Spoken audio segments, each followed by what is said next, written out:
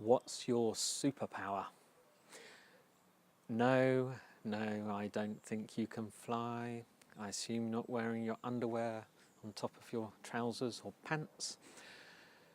I mean, you inside, you have some innate things about you that you cannot control. Do you know what they are? Did you even realize that? Did you ever wonder how come you're short-tempered? How come you're impatient? How come you're detail-minded? How come you like writing lists about things? How come you procrastinate? How come you dive in and get on with projects before you even know all the facts and get things wrong? That's what I mean. There are a number of tests.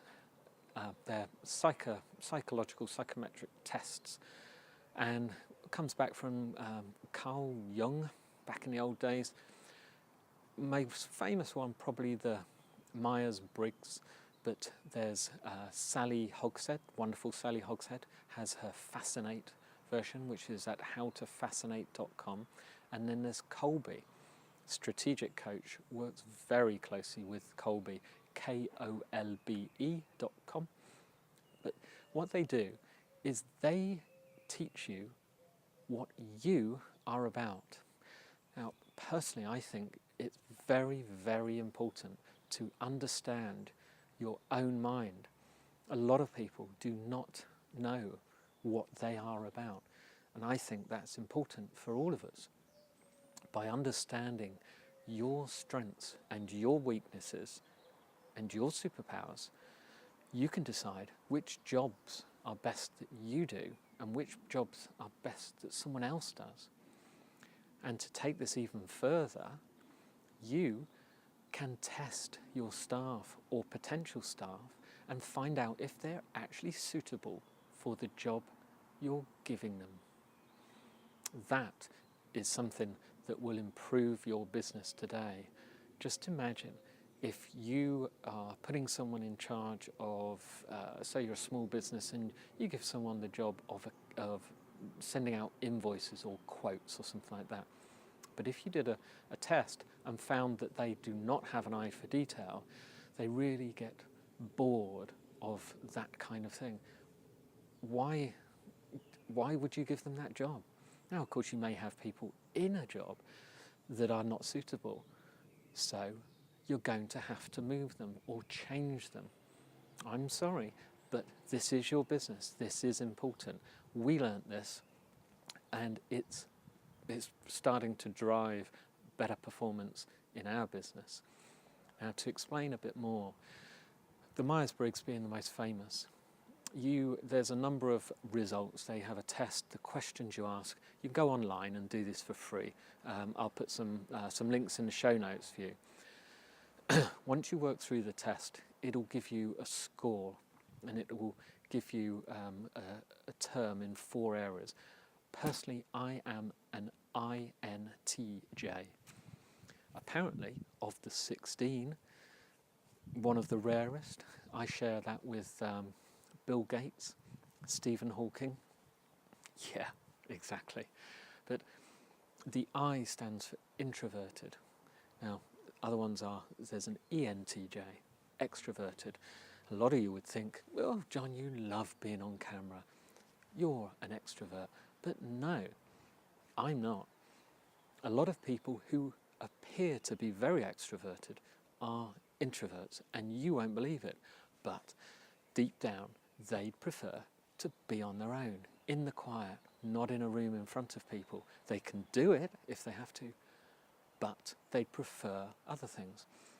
What my strengths are for organising things, but not standing out the front. So like someone like Richard Branson, he's very introverted. He's forced himself to be an extrovert, but he has the certain qualities that just put him above. Others will have all sorts of qualities that you can't imagine you ever having.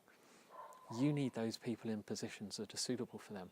Now, Sally Hogshead's version comes out with Simba. I'm actually the wise owl in hers. I can't remember what the other ones are called, but when you do these tests, at the end, they tend to give you a full explanation of what it all means. With the Myers-Briggs type, there's lots of information, Wikipedias and stuff on the meanings of these. The Colby one, similar, they'll give you a little video explaining. In the Colby, I think, if I remember rightly, I'm an 8742. 8-7 means where I'm high towards is from 1 to 10. Say if I was a 10 in each of those, what it means is before I start anything, I need all the details, I need all of the information. I need to take a considered view. I need to have considered everything about that before I get started. Now on the 4, if that was a 10, that third column, that's the quick start. If I was a 10, I'd be the type that jumps in feet first before I've got all the facts and gets on with things. In a lot of cases, that's a good thing. With me, it holds me back and slows me down from getting things started. Call it procrastination, whatever you like, but I will get more and more details and delay starting things. Others will have already got on with it. Of course, they may have got it wrong, but they can learn and they can adjust. And so this is what it teaches you. If you've got, for instance, we have a service coordinator in our fire extinguisher maintenance. That person needs to be very, very detail oriented. They need to be organised. They can't be feet first, jump in, because if that's not kept up to date, this is a lot of juggling balls in the air. We use that test to make sure that correct person is in that position.